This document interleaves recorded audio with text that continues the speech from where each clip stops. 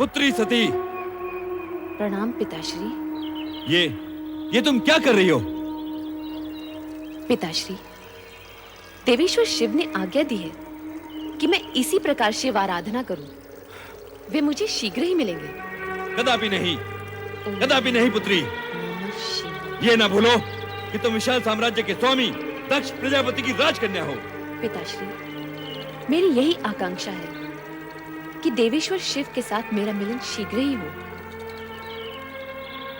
और इसी मिलन को संभव बनाने के लिए परमात्मा शिव की आज्ञा अनुसार मैं ये पूजा कर रही हूँ। ओम नमः शिवाय। तनिक सोचो पुत्री, तनिक सोचो।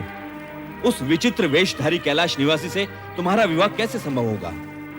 एक प्रजापालक नरेश होते हुए हम स्वयं अपनी पुत्री को एक वैरागी के हाथों कैसे सौंप सकते हैं?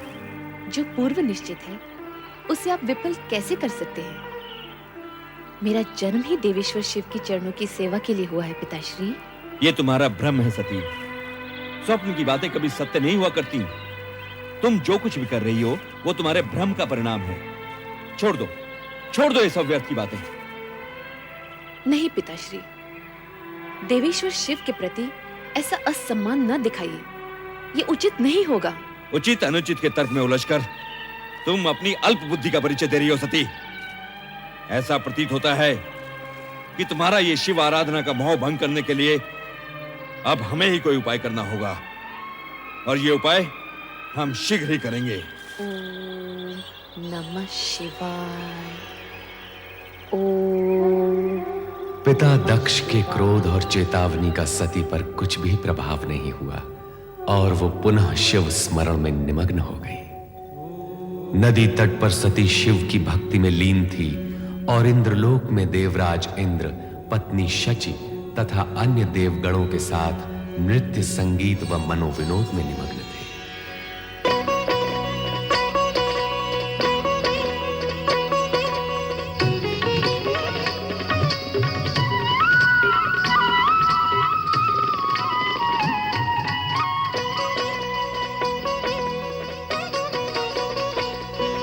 छन छन छन छन पायल छनके, खन खन खन खन कंगना खनके, छन